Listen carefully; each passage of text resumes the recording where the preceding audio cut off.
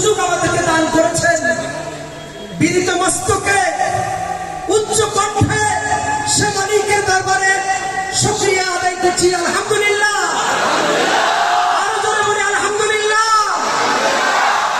প্রিয় ভাইরা, সম্মানিত উপস্থিতি, প্রিয় বোরহানুদ্দিনবাসী,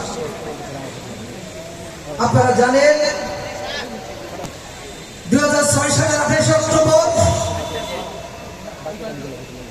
লগি বৈঠা তাণ্ডবের মাধ্যমে এদেশের গণতন্ত্র, স্বাধীনতা, সার্বভৌমত্বকে মুছে ফেলার যে ষড়যন্ত্র শুরু হয়েছে, 2009 সালের 25 ফেব্রুয়ারি পিলখানা নির্মম হত্যাকাণ্ড, 2013 সালের 5 মে শাপলা চত্বরের সেই ওলামায়ে কেরামের রক্ত,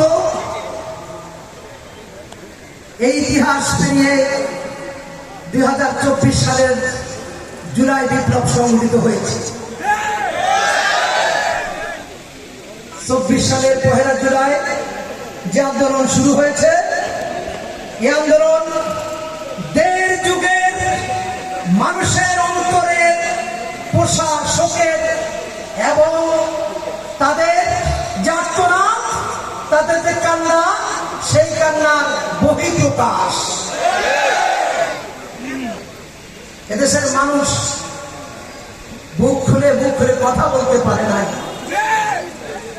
বাংলাদেশের সর্বোচ্চ বিদ্যাপীঠ, প্রাচ্যের অক্সফোর্ড বলে খ্যাত ঢাকা বিশ্ববিদ্যালয়ের শিক্ষার্থীরা মুসলমানদের তৈরি করা বিশ্ববিদ্যালয়ে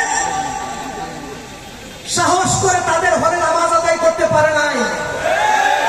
তাদেরকে নামাজ আদায় করতে হয়েছে ওয়াশরুমে গিয়ে ইশারায়, গোপনে। এর চাইতে দুর্ভাগ্য আর কি হতে পারে? এটা আমার বাংলাদেশ। এই বাংলাদেশের জন্য 1971 এদেশের মুক্তিযোদ্ধারা যুদ্ধ করেছে, রক্ত দিয়েছে না। স্বাধীনতা আমরা যা পেয়েছি 1971 সালে, সে স্বাধীনতার প্রতি সুখ আমরা লাভ করতে পারি নাই। বারবার আমাদের স্বাধীনতাকে গলা চেপে ধরা হয়েছে। জুলাইয়ের বিপ্লবে এদেশের ছাত্র জনতা, সহস্রাধিক ছাত্র জনতা বুকের তপ্ত তাজা খুন ঢেলে দিয়ে এদেশের মানুষকে পরাধীনতা থেকে মুক্ত করেছে।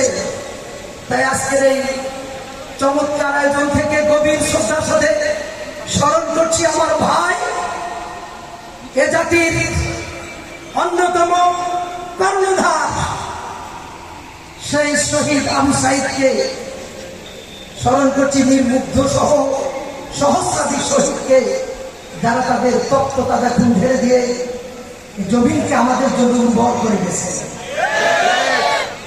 সম্মানিত উপস্থিতি, প্রিয় ভাইরা, দীর্ঘ 1.5 যুগে আমরা হারিয়েছি অনেক রাজনৈতিক বর্ণ ব্যক্তিবর্গকে। এই বরিশালের কৃতি সন্তান, ফিরোজপুর নিবাসী, বিশ্ববরেণ্য আলেমে দ্বীন আল্লামা দেওয়ার হোসেন সাঈদীকে কি অপরাধ ছিল যে কারণে তাকে 13টি বছর কারাগারের অন্ধ প্রকোষ্ঠে থাকতে বাধ্য করা হয়েছে। অত্যন্ত নির্মমভাবে, পরিকল্পিতভাবে খুন করার জন্য তাকে হাসপাতালে নেওয়া হয়েছিল। প্রিয় ভাইরা, আমরা এই বীর শহীদদেরকে স্মরণ করছি, আল্লাহর কাছে দোয়া করছি আল্লাহ তাআলা তাদেরকে শাহাদাতের সর্বোচ্চ মর্যাদা দান করুন। আমি কথা দীর্ঘায়িত করবো না। রাসূল আকরাম সাল্লাল্লাহু আলাইহি ওয়াসাল্লামের জীবন জিন্দেগি নিয়ে আলোচনার অন্যতম মাস মাহে রবিউল আউয়াল।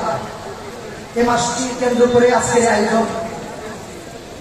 রাসূল আকরাম সাল্লাল্লাহু আলাইহি ওয়াসাল্লাম আমাদের জন্য যে আদর্শ রেখে গেছেন, যে সংস্কৃতি রেখে গেছেন, তার সেই সংস্কৃতি আমাদের বুকে ধারণ করতে পারলে আজকের এই আয়োজনটা সার্থক হবে।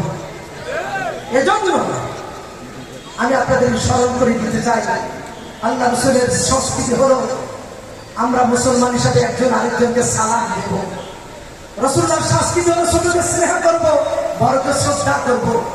রসুল্লাহর সংস্কৃতি হলো শত্রু হলো তাকে বুকে জড়িয়ে ধরবো। এজন্য আমরা এমন একটা বাংলাদেশ চাই যে বাংলাদেশে লুটতরাজ থাকবে না, চাঁদাবাজি থাকবে না, দখলদারিত্ব থাকবে না। দখলদারিত্ব, চাঁদাবাজি, লুটতরাজ বন্ধ করার জন্য আবু সাঈদ আর বন্ধুরা রক্ত দিয়েছে। আমরা ভবিষ্যতে দেশে চাঁদাবাজি, দখলদারিত্ব এবং কোন রকম অপকর্মকে আমরা বরদাস্ত করবো না।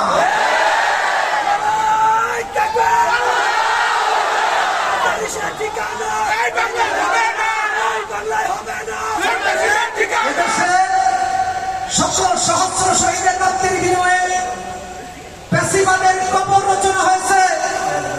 নতুন করে কোন পেশিবাদের উত্থান আমরা বরদাস্ত করবো না। প্রিয় ভাইরা, রাসূল আকরাম সাল্লাল্লাহু আলাইহি ওয়াসাল্লামের সুন্নাহকে বুকে ধারণ করে একটা সুন্দর বাংলাদেশ